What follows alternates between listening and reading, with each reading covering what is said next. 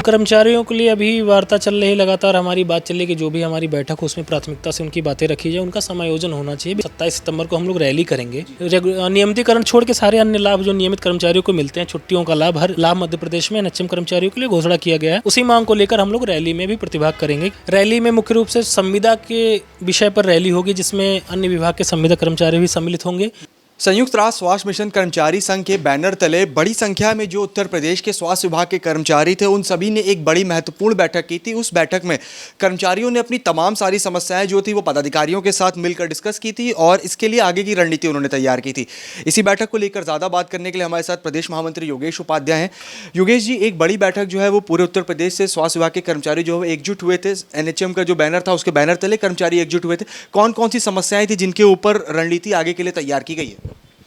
देखिए, राष्ट्रीय स्वास्थ्य मिशन उत्तर प्रदेश के अंदर जो कार्यरत कर्मचारी हैं, उनकी समस्याओं को लेके पिछले 1 साल से ऊपर हो गए जो बैठक हम लोग की हुई थी, जिसमें मुख्य रूप से बीमा।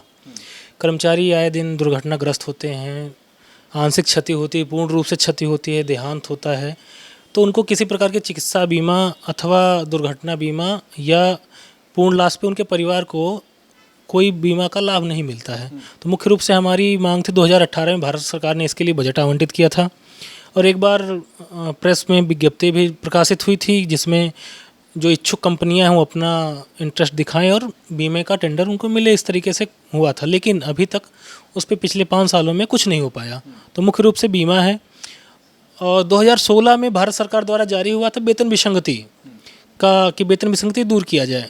उसका बिंदु है स्थानांतरण से कई साथी हमारे पीड़ित हैं, चूँकि जो नियुक्तियां अब संविदा पे होती हैं वो राज्य स्तर से होती हैं, तो अन्य जनपदों में लोगों की तैनाती हो जाती है, कहीं कहीं 500-500 किलोमीटर गृह जनपद से दूर, और आंशिक मतलब अल्प वेतन भोगी कर्मचारी हैं, तो उनके लिए गृह जनपद स्थानांतरण की बात हो रही थी कि उनका स्थानांतरण किया जाए। मुख्य बिंदु ये थे। चौथा हम लोगों का मुख्य विषय था कि जो अन्य राज्यों में कर्मचारी हैं, जिनको संविदा कर्मचारी हैं, राष्ट्रीय स्वास्थ्य मिशन के कर्मचारी हैं, उनको जो भी लाभ दिया जा रहा है वो लाभ उत्तर प्रदेश में भी दिया जाए। उसके साथ साथ हमारे कोविड कार्यक्रम में कार्यरत हैं, कोविड के दौरान कार्यरत कर्मचारी थे, जिनका पिछले 3 साल से सेवा लिया जा रहा था और माह दर माह करके 1-1 महीने का सेवा विस्तार किया जा रहा था। उसके बाद जून में उनकी सेवा समाप्ति का नोटिस आ गया था, जिसके बाद उनकी भारी संख्या के साथ साथ हम भी उपस्थित थे, जो उप मुख्यमंत्री जी के यहाँ मुलाकात की गई। वो मामला पहले से मुख्यमंत्री जी के भी संज्ञान में रखा गया था कि उनका समायोजन किया जाए राष्ट्रीय स्वास्थ्य मिशन के अंतर्गत।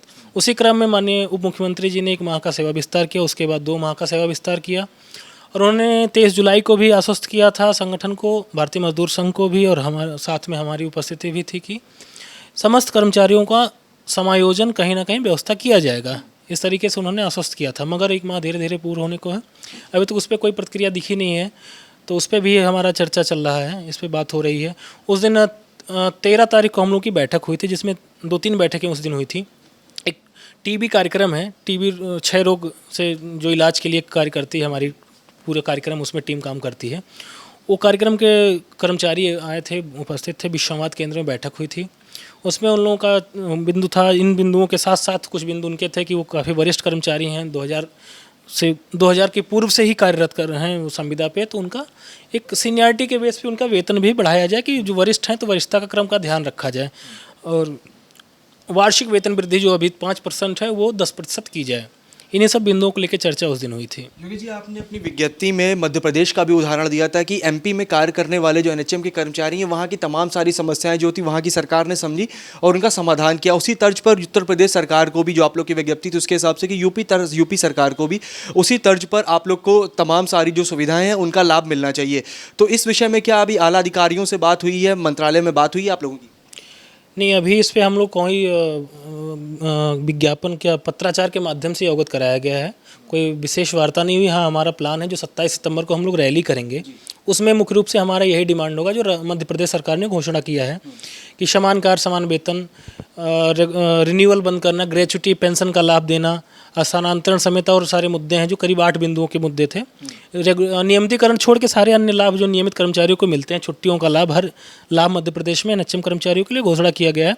उसी मांग को लेकर हम लोग रैली में भी प्रतिभाग करेंगे कि उन मांगों को हम लोगों को प्राप्त हो।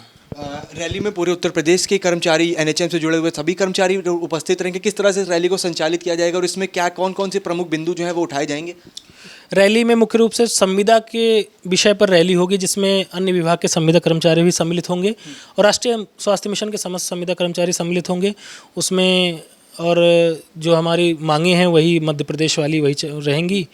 और इसका अभी जो पत्राचार होना है, इस पे ज्ञापन देना है, इन सारी प्रक्रिया अभी हमारे पास 1 से 1.5 महीने का समय इसमें हम लोग करेंगे। एक महत्वपूर्ण बात योगेश जी अभी आपने बताई थी कि कोरोना काल के दौरान बड़ी संख्या में आउटसोर्सिंग और संविदा पर कर्मचारियों की भर्ती हुई थी, लेकिन अभी कुछ दिनों पहले विभाग से उन्हें बाहर कर दिया गया।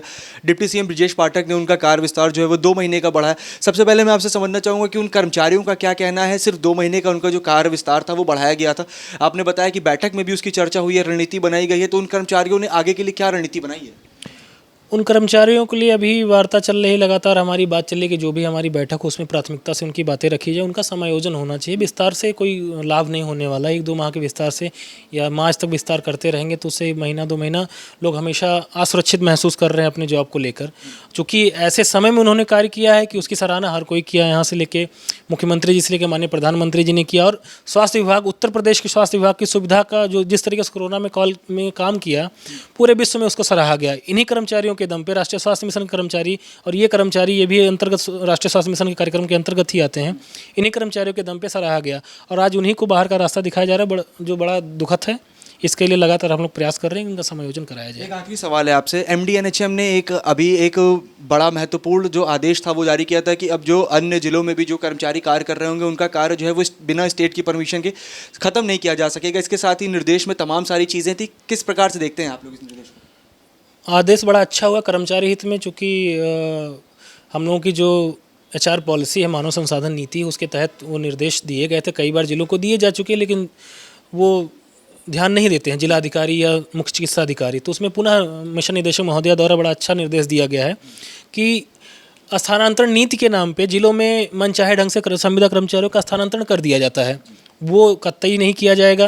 यदि कोई विशेष परिस्थिति है या किसी खिलाफ कोई आरोप है तो उसको जिला स्वास्थ्य समिति में अनुमोदन उपरांत ही स्थानांतरण किया जाए। किसी नीति के तहत नहीं कि आज इनका पटल परिवर्तन करना, ऐसा कुछ संविदा में संविधान नहीं है, प्राविधान नहीं है। दूसरा एक अच्छा निर्देश है कि एक छोटे मात्र शिकायत पे संविदा कर्मचारियों को बाहर निकाल दिया जाता है। उस पे उनका कहना है कि मिशन निदेशक महोदया ने पत्र जारी करके हवाला दिया है, कोर्ट केसों का हवाला दिया है। और अपना हमारी एक जॉब सिक्योरिटी की 2018 में पंकज कुमार सर थे, तो हम लोगों ने पत्र जारी कराया था कि एक समिति बनाई जाए, उस तरीके से उनका जाँच किया जाए और अलग अलग स्तर पर जो कमियां गलतियां निकलती हैं अगर, तो उसको उस तरीके से उनको स्थानांतरण किया जाए। वेतन में वृद्धि ना दी जाए, थोड़ा वेतन कटौती कर दी, 1 माह का वेतन, इस तरीके से कुछ हम लोगों ने रखा था। वो बड़ा अच्छा था। उस पत्र का भी उन्होंने हवाला दिया कि उसका भी पालन किया जाए कि ऐसे किसी संविदा कर्मचारियों का संविदा ना समाप्त किया जाए। अगर करना भी है तो विशेष परिस्थिति में प्रदेश से अनुमोदन लिया जाए, अन्यथा उन्होंने सीधे कहा कि अगर कोई कोर्ट केस होता है तो उसकी जिम्मेदारी पूरे जिले की होगी। ये भी उन्होंने पत्र में जिक्र किया है। तो ये थे हमारे साथ प्रदेश महामंत्री योगेश उपाध्याय, जिन्होंने साफ तौर से बताया कि एनएचएम के स्वास्थ्य विभाग के जो भी कर्मचारी हैं उन सभी की जो समस्याएं, चाहे वो स्थानांतरण नीति से जुड़ी हो या फिर वो इसके साथ ही या फिर उनकी जो वेतन विसंगति की समस्या हो, तमाम सारी समस्याओं को लेकर कर्मचारी जो हैं वो एकजुट है, लगातार प्रयास कर रहे हैं अधिकारियों से बात करने का। मंत्री तक उन्होंने अपनी बात पहुँचाई। इसके साथ ही उन्होंने साफ तौर पर बताया कि सितंबर महीने में एक महारैली होनी है, जिसमें कर्मचारी जो है वो एकजुटता के साथ अपनी तमाम सारी समस्याएं जो है वो सरकार के सामने रखेंगे, जिसके बाद लड़ाई आर पार की होगी। विवेक के साथ उमंग पांडेय, टीवी, लखनऊ।